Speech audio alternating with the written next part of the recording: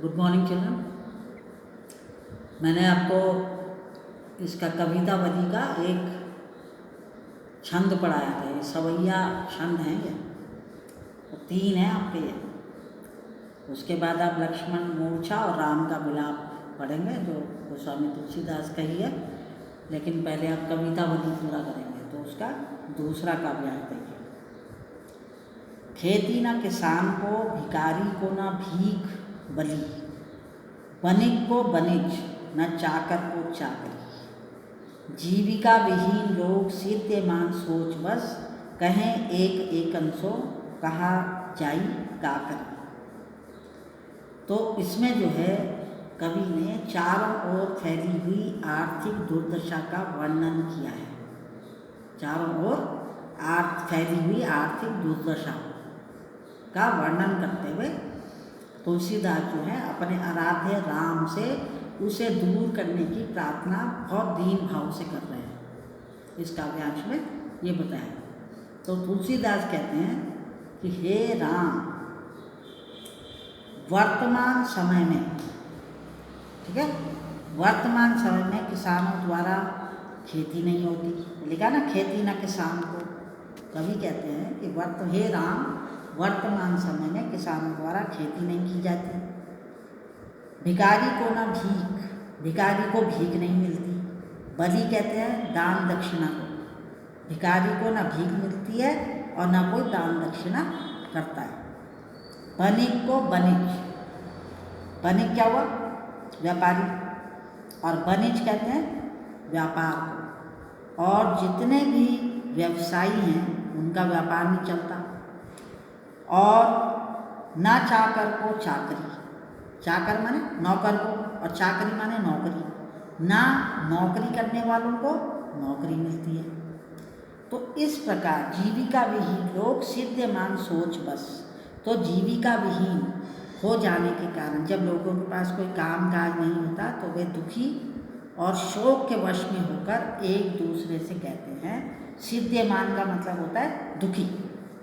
तो जीविका विहीन होने पर लोग इतने दुखी हो जाते हैं, इतने शोक के वश में हो जाते हैं कि वे एक दूसरे से कहते हैं, कहें एक एक अंशों, वे एक दूसरे से कहते हैं कहाँ जाए, कहाँ जाएं, क्या करें, क्या करें।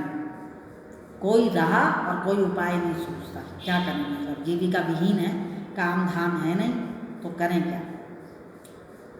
वेदहु पुराण कही लोकहु विलोकियत। पहले इसका मतलब समझ लीजिए। वेदहु माने जो हमारे वेद हैं, पुराण माने पुराण हैं जो हमारे, ठीक है। और लोकहु माने लोक, संसार। और विलोकियत माने देखते हैं। तो कवि कह रहे हैं कि यह तो वेद और पुराण भी कहते हैं तथा लोक में भी ऐसा देखा जाता है कि संकट के समय आप ही ने सब पर कृपा की है। रावरे माने आप, और सांकरे माने, सांकरे मीन्स संकट में, सबे पे माने सब पर, ठीक है। तो वेद और पुराण भी यही कहते हैं तथा लोक में भी यही देखने को मिलता है। ऐसा ही देखा जाता है कि संकट के समय सब पर रावरे माने आपने कृपा की है।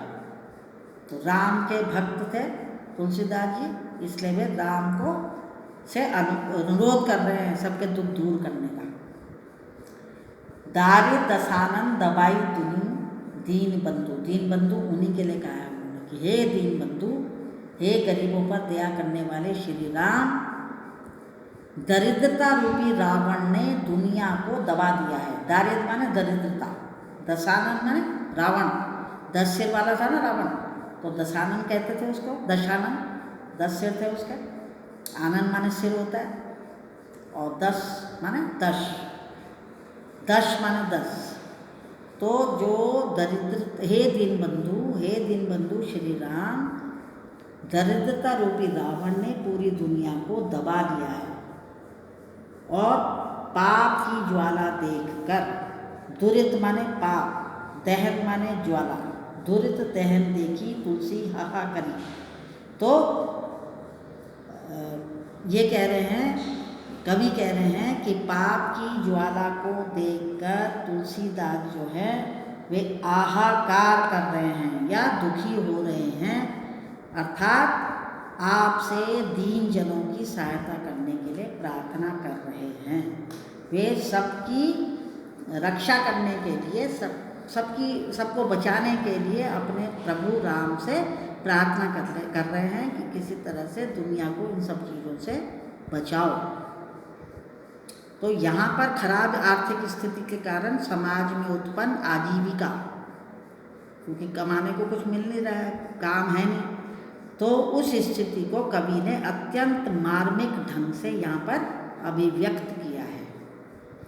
ठीक है, एक बार और बता दूँ आपको कि तुलसीदास कहते हैं कि हे राम, वर्तमान समय में किसानों द्वारा खेती नहीं होती, भिखारी को भीख नहीं मिलती, लोग दान दक्षिणा के नहीं करते, व्यवसायियों का व्यापार नहीं चलता, नौकरी करने वालों को नौकरी नहीं मिलती, और इस प्रकार जीविका विहीन हो जाने के कारण सब लोग दुखी और शोक के वश में होकर एक दूसरे से पूछते हैं कहाँ जाएं, क्या करें, कोई राह या उपाय नहीं सूझता। और ये तो वेद और पुराण भी कहते हैं, तथा लोक में भी ऐसा देखा जाता है कि संकट के समय आप ही ने सब पर कृपा की है।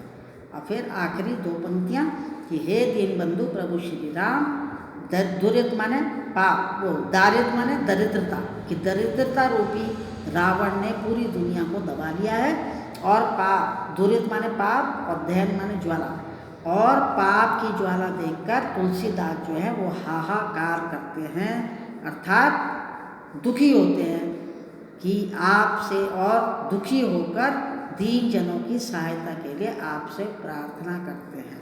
तो यहाँ पर खराब स्थिति के कारण समाज में उत्पन्न जो आजीविका विहीनता है, उस स्थिति को कवि ने अत्यंत मार्मिक ढंग से यहाँ पर अभिव्यक्त किया है।